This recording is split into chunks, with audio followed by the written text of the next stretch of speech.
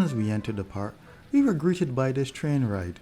It's interesting that we could get a tour around the castle, but we opted to walk instead.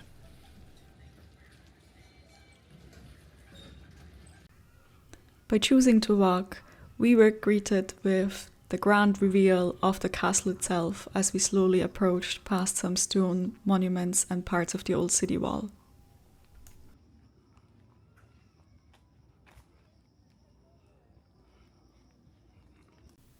I couldn't help but stop and get this shot, having the boat and the airplane in the same frame. It reminds me of the juxtaposition of the old and modern that you see a lot in Japan. And if you didn't fancy the train for a ride around the castle, there's also the option of taking a boat ride. So we've made it to being able to see Osaka Castle. All about these interesting little signposts that gives you information on the background of it. Surrounded by a wonderful moat, and there it is, far off in the distance. We cannot begin to reiterate of how hot it is, but the actual castle grounds here are pretty tranquil. We definitely admire each and every individual in this heat trying to do some exercise. I want to be like this person when I'm older. We actually had a lovely little moment with an elderly lady just sitting on the side of the road in the shade. As we were both sweating, we just got an Abokari sweat. It's a kind of like a electrolyte soft drink from the vending machine. And we were just, our eyes just met and she just smiled, and I was like, it didn't even need words to be like, it is hot, real hot. Having visited quite a few European castles, I never realized until now that usually the moats aren't filled in anymore. So it was a treat to walk across a bridge and experience the sheer vastness that an actual proper moat is like. After the bridge, we soon got our first views of the city, because the castle is actually located on top of a hill that you have to climb first to get there. Luckily for us, there was a bench open that gave us a perfect view of the side of the castle. And just in time for reprieve. We thought we were smart going to the vending machine at the bottom of the hill, but look at this array that they've got here. All the vending machines you can want and the cool drinks. In Osaka Castle was this display here of a battle that had happened, a recreation with miniatures. I was amazed by the scale, but also the detail on the replicas. You could clearly see the type of armor that was being worn, as well as the weapons used back in this battle. One theme on this trip was enjoying city views from high up. This was a first treat of that. It's amazing to think about how far you can see and how much the cityscape must have been changed from the people who used to stand on this top floor of the castle. One of the things that's really interesting is how the entire city seems to be built around the castle.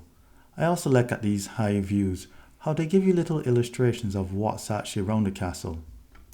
You can still see the people down there, how small they are.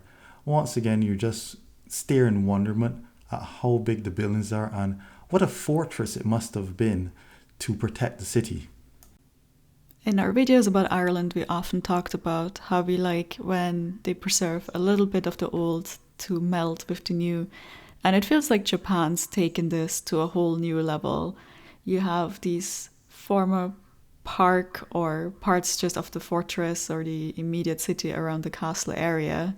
And then just there, you step out of that and there's skyscrapers. A lot of them. You're in the middle of the city of business districts.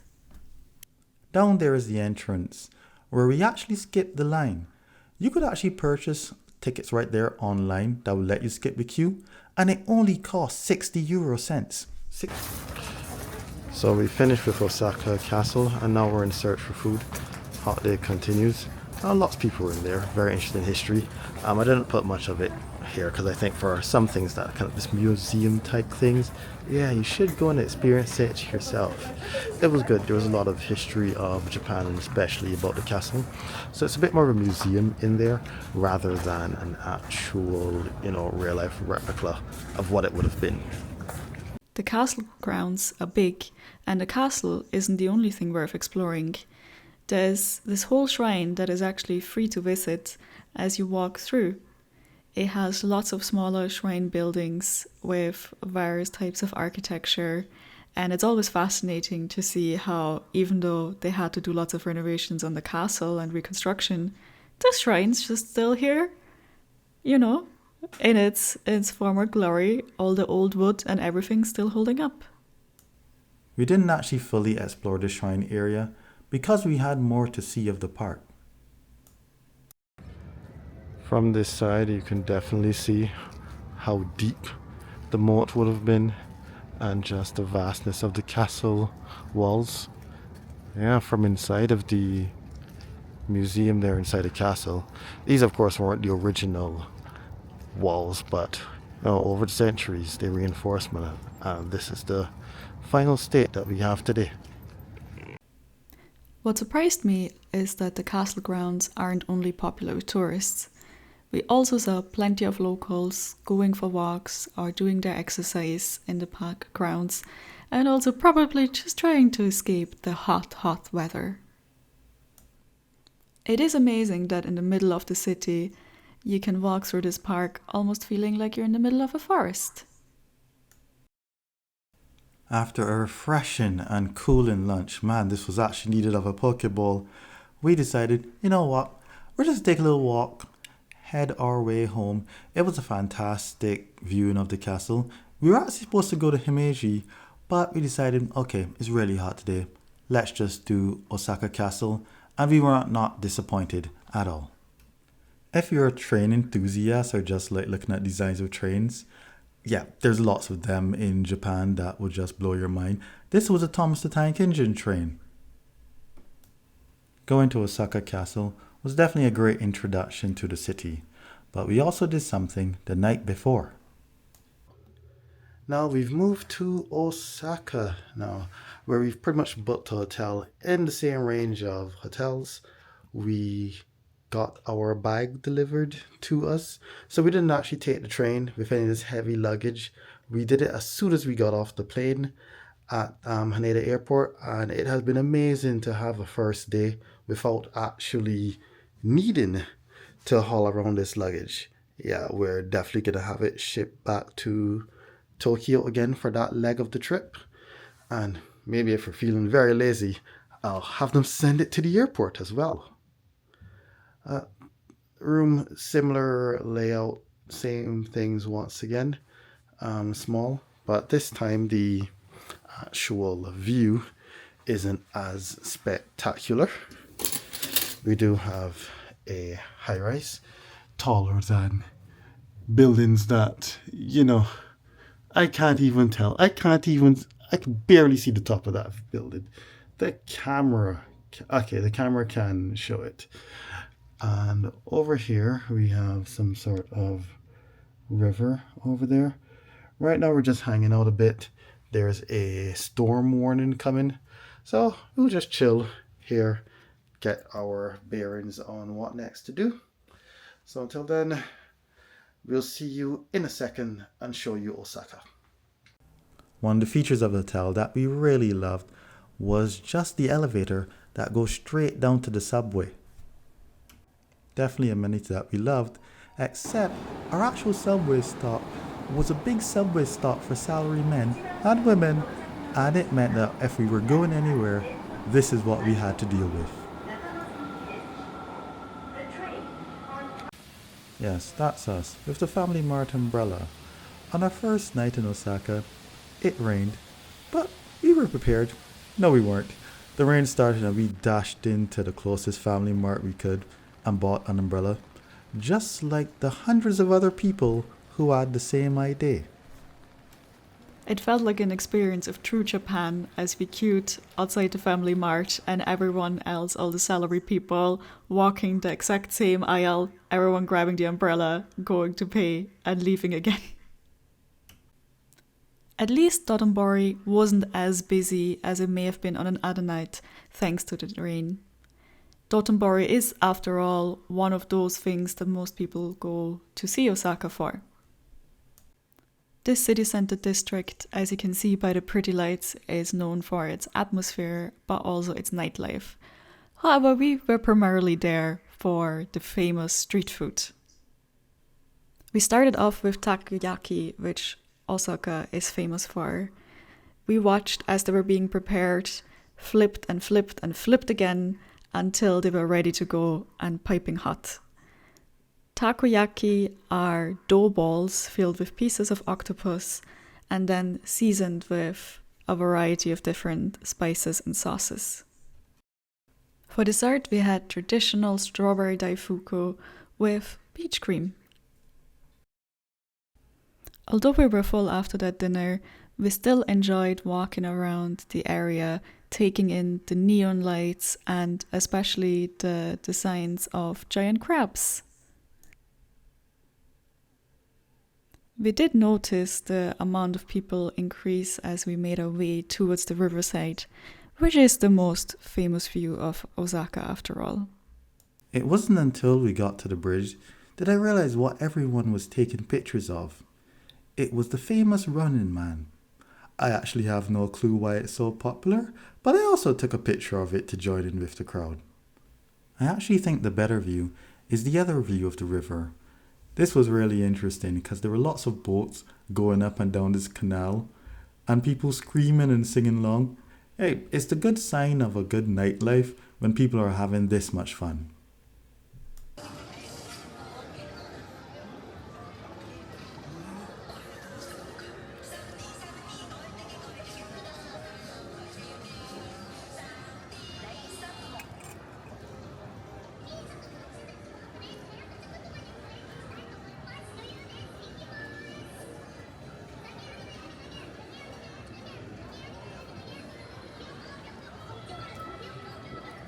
With the weather still a bit rainy, we decided to head home a bit earlier. However, what we've got for you is a bit of what actually went wrong that day. Hi, we're in Osaka. Totally, in our relaxed pajamas that they kind of give you when you're here in hotels. We should have had a nice video of being in Shinkansen to show you, but we don't because Things did not go as planned. yeah, so all the videos that, we try to realize, hey, trains in Japan, you think that you can do them easily? We did them just fine the first day, except we went in the wrong direction. And But ended up in Yokohama instead of Tokyo. well, yeah. Is Yokohama now Tokyo? No, it's not, Sam. But that's how it started. We couldn't figure out how to exit the train station to get to the right platform to get us to the place to catch the Shinkansen. It was a mess, people. Total mess. We should have first known that this wasn't going to be as easy as we thought, because we thought we walked a short distance from the hotel to the local metro station, short trip to the place where we catch Shinkansen. But as we're trying to go through the gates, this nice gentleman salary office worker man stops and is like, "Today is the day I practice English." So he's trying to talk to us, figure out where we are trying to go, trying to explain to us that we need to go downstairs and to the other platform, but not to catch the wrong train because that won't stop in Shinagawa and will take us to somewhere completely else. Yeah, this was said not as plainly as we said it, of course. There was a lot of pauses that kind of pouted and us nodding. It was cute. It was cute. But what we didn't understand was the size of the stations. We had to walk. I think we followed it for the path well enough, but then he was like, you go there and so on and so forth. What we missed out was the levels. Because the train station, what we didn't get that he was talking about, making sure we're on the right level. So this involved us having to go by the offices by the side and be like, hi, my card just didn't work. Because I basically just walked from one exit into the other exit. And also, this was also, what do you call that, busy time? It was during rush hour. It wasn't even one of the biggest station. It was a more like office area kind of station that we were staying in, and we managed to walk in circles. Yeah, these people nearly ran us over. It's kind of like what these guys should do in here. And it's like they're trying to get to work. And we're like, I just lost, and we thought we walk fast. No, Japanese people walk really fast. So finally, I still don't know if this one of these crowd control people took pity on us or was just like, these people are a safety hazard because they've walked past me twice in the last minute. They clearly don't know where I they're don't. going. I like to think it's not a safety hazard. It's like, hi, these people look lost. They're looking at a. Whenever we looked at a map, that's when it happens because Japanese people don't need no map to look at. So that nice gentleman had enough English to tell us 9 o'clock and point us to the correct platform.